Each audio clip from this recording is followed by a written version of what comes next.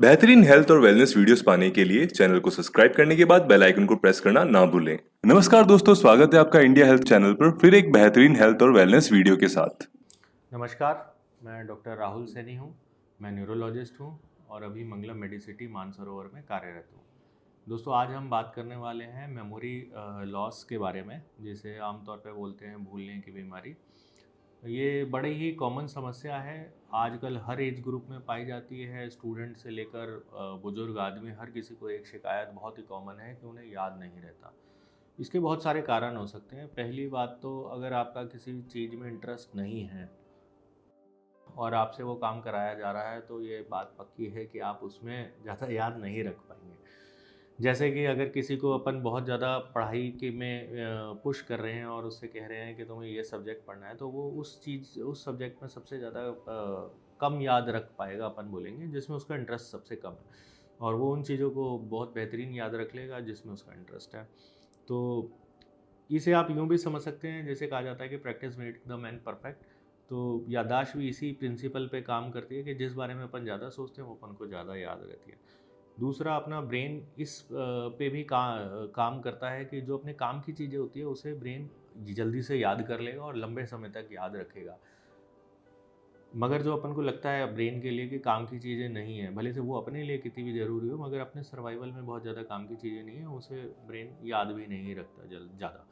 तो ये तो ही आम उसमें। अब मान लीजिए कि अगर कोई व्यक्ति चिंतित है, एंजाइटी में है, डिप्रेस है, तो उसकी याददाश्त और कम हो जाएगी। क्योंकि अगर आपको ध्यान हो कि ज़्यादातर चिंतित व्यक्ति के दिमाग में कुछ और बातें चल रही होती है, बजाय उसके जिससे वो वार्तालाप कर रहा है, या जो काम उसके हाथ में है उसके बजाय उसके दिमाग में कुछ और चल रहा होता है। तो जिस तरह अगर अपन अपने मोबाइल में बहुत सारे ऐप एक साथ खोल देते हैं, तो वो भी हैंग होने लग जाता है। इसी तरह अपना ब्रेन भी एक साथ बहुत सारे काम अगर अपन कर रहे हैं, तो वो किसी ना किसी काम को भूलेगा और याद नहीं रख पाएगा। ये एक बिल्कुल नॉर्मल थिंग है। तो सबसे पहली बात, अगर इस चीज़ से निपटना है कि अगर अपन को फोकस जिसे बोलते हैं, तो एक बार में एक ही काम करिए। ख़ास तौर पे स्टूडेंट, कि अगर आप पढ़ाई कर रहे हैं तो फिर पढ़ाई को ही ध्यान में रखिए, बाकी सब कुछ को भूल जाइए। आप जो आपके हाथ में काम है आप उसे रखिए। अगर कोई बिजनेसमैन है, उसके घर में परिवार में परेशानी चल रही है, वो अपने बिज़नेस को भी सँभाल रहा है, नौकर नहीं आ रहे हैं, उनका भी उसी को देखना है, सब काम चलना है, तो वो कुछ ना कुछ भूलेगा।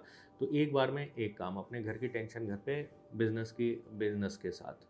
दूसरा, एक जो बहुत ही और कारण अपन बोलें जिसे, कि विटामिन की डेफिशिएंसी। कुछ लोग जो बहुत मांस और अंडे नहीं खाते हैं, प्योर वेजिटेरियन होते हैं, तो इनमें कुछ विटामिन की कमी हो सकती है, जैसे कि विटामिन B12। इसकी वजह से भी याददाश्त कमज़ोर होती है।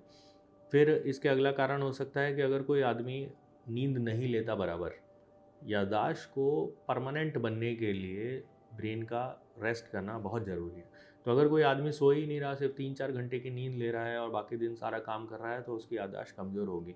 फिर कुछ बीमारियों की वजह से भी याददाश्त कमज़ोर हो सकती है, जैसे HIV, ब्रेन में TB हो गया, ब्रेन में कोई इन्फेक्शन हो गया, तो उनकी भी याददाश्त कमज़ोर होगी। सिर पे चोट लगने की वजह से भी याददाश्त कमज़ोर हो सकती है।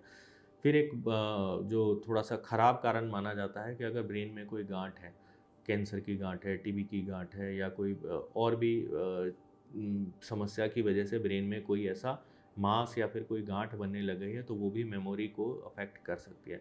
फिर सबसे लास्ट में, और जो ओल्ड उम्र दराज लोगों में सबसे इम्पोर्टेंट कारण है, उसे बोलते हैं डिमेंशिया।